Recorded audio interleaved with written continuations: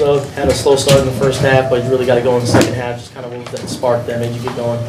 And just miss open shots that should have went in. You know, if you look at my percentages on the year and what I've been able to do, you know, how I play as a player, you know, I probably should have made, there's probably at least 4 or 5 that should have went down. It just didn't go down, you know, happens. But, you know, confident dude, I put a lot of work in, you know, coming back at night, doing all kinds of extra time. So, you know, I was confident it would start falling eventually. Was it one of those things where you knew what you were doing wrong on each shot? Yeah, I'm just a couple tough misses. Left a couple short. Missed one off. You know, they felt good. You know, it's just something that just didn't go down. You know, it happens. But you know, it'll happen over the course of a season. But you know, your routine and stuff will help you carry through, and you know, lets you play to your standards. You guys look like you had a lot more emotion tonight than normal, obviously because of the rivalry, or what was behind that? Was it because they were number 3 in the country? And then big game, you know, first game of conference. We're excited, you know. Got a lot of young guys that never played in a rivalry game before, so you know their juices are flowing. Really excited, you know, for us guys that have been through it for a little more calm, a little more understanding of what's to come. But you know, that's normal for young players. But I thought they handled it really well and played really well tonight. DeAndre, what was it like playing in that environment tonight? No students, but Mikhail still a sellout crowd. It was pretty loud. I mean, it was nice. It was nice. I liked it. Would you say that was probably the most intense crowd you've seen? Yeah, it was pretty intense. I couldn't hear myself for, you know, a few possessions, you know. But I liked it. Mikhail did a good job tonight. Can you talk about your night? You know, obviously big scoring night, big rebounding night. They needed every one from you. Just how you felt? I mean, they're not really, I won't say they're undersized big men. So, you know, I took advantage of it tonight on both ends of the floor, defense and offense. Did you feel going in? I mean, let's talk about guard you. They're aggressive guards. All the success they've had. I mean, did you feel personally like you know you had an advantage over him that you had to take care of? Who? You, as far as showing off what you could do over what they do. I don't. Huh? Just saying you have a matchup advantage with your size. A mismatch? We had a size advantage over them. Oh yeah, we had a big size advantage. Yeah, especially down low. So you try to and take did you advantage feel like of it. you Yeah. had to, you had to take advantage of knowing you would in the team? I guess. One translator. So how did this Arizona State team compare to the ones you played the first 2 years? Different team, you know, different dynamic. Obviously, they came in really hot, you know, playing really well with a lot of confidence as well. And anytime you give somebody else confidence, it allows them to do some things better, and you know, they feel really good playing against somebody. So, you know, tip our hat to them. They played really well, talentless tonight, all the way down to the wire. And they're a good team, and they'll continue to win through conference. So, Sean this week to the press conference talked about them being the favorite of the league going into this game. Did you hear that, or did you? And what do you make of it? His way to motivate you guys. I ain't heard nothing about that, but you know, we just knew it was first game of conference, home court, trying to protect home court. Whether we were playing Arizona State, we were playing, you know, Colorado or Utah, it doesn't really matter to us.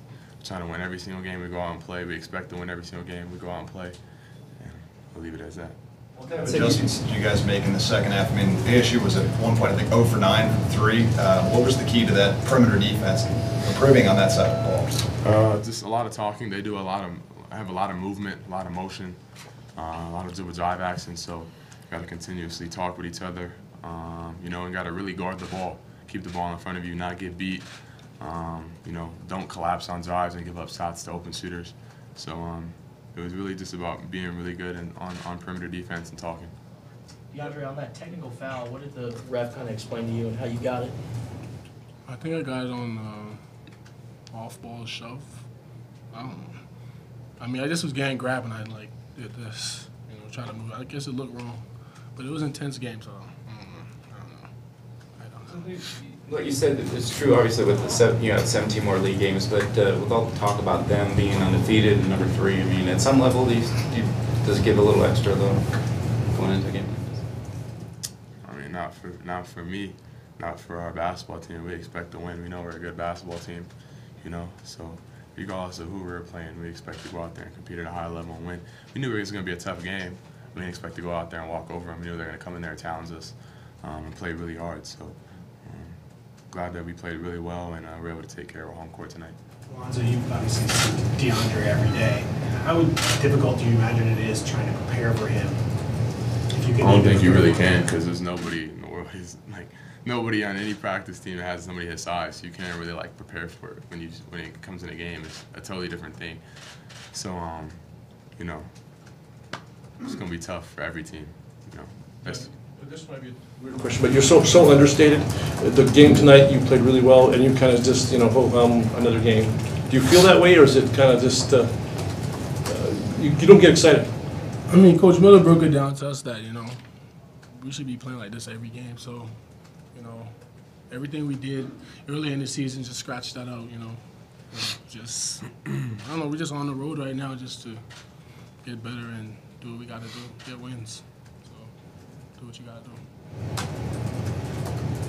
Anything else? Well, DeAndre, just to follow up, do you feel like in general at this point in the season, you gained something in your game as far as because you've had the attention you've had to deal with, etc.?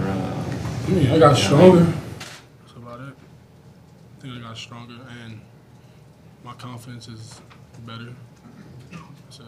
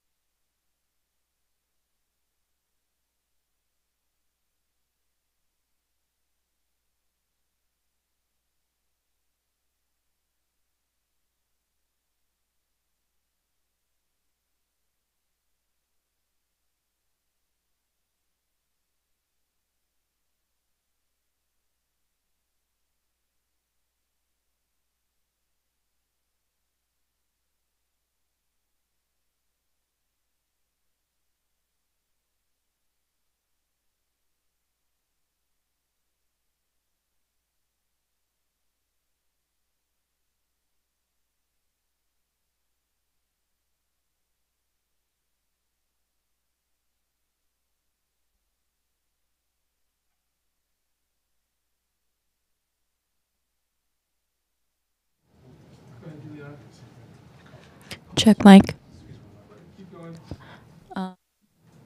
Okay.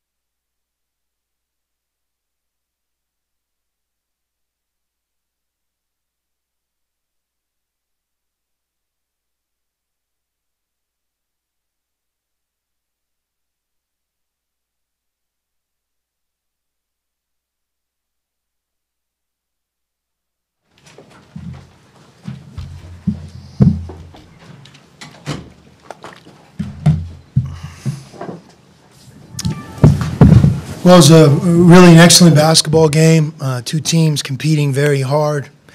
And it's hard to believe this is our conference opener. You have 17 more left. But we beat a really good basketball team tonight. I've given Arizona State a lot of praise with my comments when asked questions about them over the last couple of weeks for no reason other than I believe that. I think they're a really good team, and what we got from them tonight is what we expected. And they have great, ability to score quickly. They can change the game, what seems like in single plays, and 3, 4, 5 plays in a row can be strung together where it's 12 points. Dynamic in transition, and I haven't really seen a guard who's become as good at getting fouled as Trey Holder. He shot 16 free throws. Some teams haven't shot 16 free throws against us, and he's just so explosive. 31 points. He's a monster. He's like I'm trying to think who he reminds me of. He's almost like Kevin Johnson, who played for the Phoenix Suns. I know he's out here and he just has the ability with incredible ball handling and quickness and the way the team's set up of just, man, he's at the rim. So, but for about 30 minutes of the 40, we couldn't have done a better job defending them. I thought some of their turnovers were because of our defense. Some of their missed threes were challenged, and we'll take it. If they're that good of a team, then I think that says a lot about our team. And Alonzo and DeAndre, their performance was spectacular. I hope everybody in McHale realizes what 23 points and 19 rebounds feels like for a freshman. You don't see that very often, and that's what DeAndre had. At the end, he had some unforced turnovers, or forced turnovers. He wasn't used to getting a rebound and nobody running back, but he's young. He'll learn from it, and as will our team. And same thing with Alonzo. Sometimes he'll start slow, but as the game keeps going, he finds his rhythm, and he's great to have the ball in his hands at the end of games because he can really shoot free throws, drive, shoot from the three, and he's become a really good passer. Sometimes I find myself saying, man, he's come a long way for me to say that. But 4 assists, no turnovers in tonight's game, again, speaks volumes for how he's started to find his teammates and take care of the ball. So at the end of the day, we'll take it. It was a great, great win for us. We worked really hard coming back from the Christmas break, and we knew we were in for one heck of a game. And if we weren't playing at a high level tonight, we wouldn't have won. How important was it or significant was it to keep him under 80? I'm sorry. How important or significant was it to keep them under 80? I don't really think that way. I guess we held them under their average. And the game was really funny. We really came unglued last 5 minutes. I would be interested to see the stats at that 35, 36-minute mark. One thing, for example, our turnovers. We probably would have had more about 11 or 12 turnovers at that point than 16. That's a big difference. And we had some opportunities that we didn't get, and we had some opportunities we gave them. Parker, he had that layup. I think they would have put us up 12. The ball went from like the rim to that rim for a three-point play so fast, your head spun, and that went from 10 to 7 instead of up 12. And they had a couple plays like that as well where they missed a couple easy shots. When Alonzo's starting slow, do you find ways to get him better looks, or is he the type of player where eventually he's just going to kind of figure it out? He's that type of player, but certainly we always look at that. Is there something we can do to help him? But, yeah, I would say that's something he's done this year. He's started slow and finished strong, and we need him maybe to just start strong and finish strong. And what would that game look like? I mean, it would be a monster game because, again, he had 23 points, 35 minutes, 4 assists, no turnovers. You guys were up several times, double digits, and they would come back, and you guys would be up by 9, come back. Is that a good sign that you guys were able to weather those storms, or is it more of a negative that you were able to let them come back?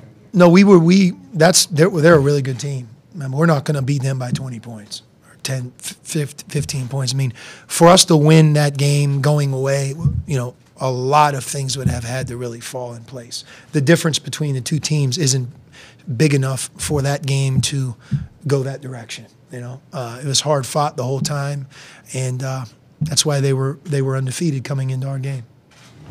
DeAndre's so understated. He had, what, 20, you said 23 and 19, and he's kind of like comes in here, doesn't say a whole heck of a lot. Is he kind of that guy, or is he just playing, you know, what kind of guy is he?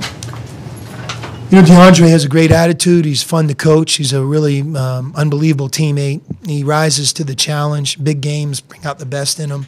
He was ready for tonight's game, and thank goodness. I mean, we needed, if you think about it, almost that type of effort. And he really put the game out of reach. When we won the game, it was because of his dominance close to the basket and getting fouled. And we did a good job of getting him the ball deep, and that's not as easy to do as everybody thinks. And I also thought DeAndre, man, for the most part, did a really good job on defense in the job and the role that he had. You know, one thing, Romello White didn't have his typical game tonight, and you know that combination of Dusan and DeAndre, I'm sure affected him at least to some degree. What did the ref explain to you on DeAndre's technical foul? Because it seemed like nobody knew really what was going on. I think he might have bumped somebody after the whistle. So we'll have to look at it. Again, DeAndre's smart. He's not a guy looking for problems. Probably has to just make sure he understands the rule. You know, coming from high school to college, you're not allowed to do that, and if you do, here's the consequence. But in a game like that, I was actually surprised that the call was made. But it was a tough game to referee. I mean, it really was. It was fast, had a lot of emotion, a lot of things going, but they did a good job. What does a game like that do for your team in a Pac-12 opener, especially you guys are going to Colorado and Utah in the next week? You know, how does this game kind of get you guys ready for that mindset, for that kind of grind? Well, that's the hard part. You know, whether you win or lose this game, you have, you know, a really tough trip on Thursday, Saturday. I know Utah. It's not easy to beat Oregon, especially there. Must have played great. I haven't watched them. That's our first game, and you know it's about moving on. This game's over, and we have to play Arizona State there, which will be a monster game. I mean, so we have 17 games in front of us, and we have to take it not one game at a time, but really the process of going from this game. You know, you have to be able to handle New Year's Eve day, then you have to be able to handle New Year's Eve, then you have to handle New Year's Day, and you know, you add all that up, these are young guys. We have to be really smart, disciplined, and make sure we have some really good preparation. We had a very mature group leave us, go home for Christmas, come back, practice hard, and get ready for tonight's game. It's a big reason we won. We worked hard. You have an early practice scheduled Monday to counteract New Year's Eve, or how does that work? No. There's, you know, there's some give and take and trust. I think we usually practice late in the morning, early in the afternoon. Alonzo mentioned that to him this was kind of just another game. Did you feel that throughout the week at practice, or was the intensity up? Or I don't think he says that in any disrespect towards the opponent or the rivalry. I think, you know, what you try to sell to players, this is one game. We have 17 more left.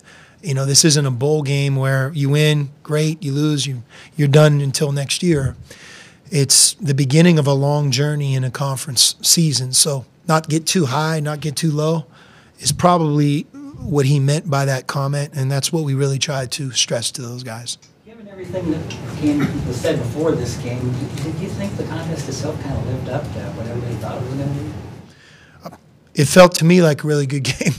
I mean, there's a lot of good players out there on both sides, not just our team, but both teams have very, very good players. And, you know, in Arizona State's side, it's refreshing to see those seniors. They have really improved. And I remember them when they were freshmen and sophomores and juniors, and they were good. But, man, you could tell they've spent a ton of time in the gym, and they've made themselves into some really terrific players. And that's to Bobby Hurley and his staff's credit, and that's something that we have to do. You look at our team, developing our bench, developing our freshmen, developing our players where they have more confidence, making better plays. You know, Dylan Smith making 3 threes tonight was big for us. And we have to get those guys, continue to develop them. How do they help you in the past? Sometimes they're not as good, but as a traveling partner, where it's going to be 2 tough games for that opponent coming like next week, how does that help? I don't know if it helps or not. Sometimes if you play against a really bad team, well, then they're not going to be ready for a good team. You can flip it. I mean, what I will say is, when the Arizona schools visit the Pac-12, really what I hope is that our counterparts see is going to be two really tough games, certainly. You talked before about the importance of keeping them off the line. They shot 6 in the first half. I know it was mostly Holder, of course, but in the second half, 19. Was there a difference in the way it was being called, or was that just Holder being more aggressive than you ever, or why He just 16 free throws, and it is what it is. He made 15. I mean, whether you agree with the foul or not, I mean, he is coming at the basket constantly, and we're not the only team that he's done that to. But in the first half, we certainly did a much better job. And again, there's a wearing down effect. You know, it's hard to play that level of defense for 40 minutes. We probably strung, I would say, 28, 30 minutes together. And keep in mind, a lot of their baskets and fouls at the end weren't because of our defense. They were because of our offense. When you're turning the ball over and coughing it up in the backcourt and you're not getting a shot, that has nothing to do with 5-on-5. That's like 2-on-1, 3-on-2, an open three. So they took advantage and got to the foul line as much because of our turnovers at the end of the game. We didn't handle the ball, finish the game well at all. And we were fortunate. We put ourselves in a position to possibly lose the game when maybe we could have just paraded to the foul line and won by maybe 8 points. You said that you did a good job of getting the ball in deep to DeAndre. Is that different? You talked about that before, how important it was, obviously, to get him the ball. I mean, is that something the last couple of weeks you've noticed a difference in with this team? You know, whoever coaches him, that's what you're going to judge yourself on. We don't have any magic potion. You have to get him the ball. Just remember now, it's not just his points, it's his passing. He might have had a turnover or two post-trapped, but he finds teammates. Alonzo's three-point shot, big three from the right wing, was just a function that they choose to double-team him. So he's making the defense pay with his passing and his scoring. A lot of focus coming into the game was on their guards, and then obviously Aiden Trier. Do you think PJC was undervalued tonight in terms of the national spotlight? You know, he did a good job. Parker, he just 6 assists, 1 turnover. He's a 3-to-1 assist to turnover guy. I know he feels bad. He had that layup, which was just kind of opened up like the Red Sea. That was a real turning point in the game. But you know, obviously he'll make it. But again, you're playing that hard. You're running full court. The conditioning, you know, Arizona State's pace can really wear you down. It's always loud in here, but did you notice it was especially loud tonight?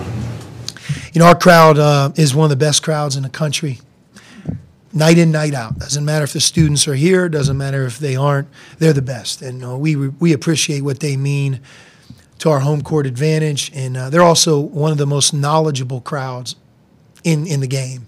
When our team is down or things aren't going well, you know, today's way is you just start booing.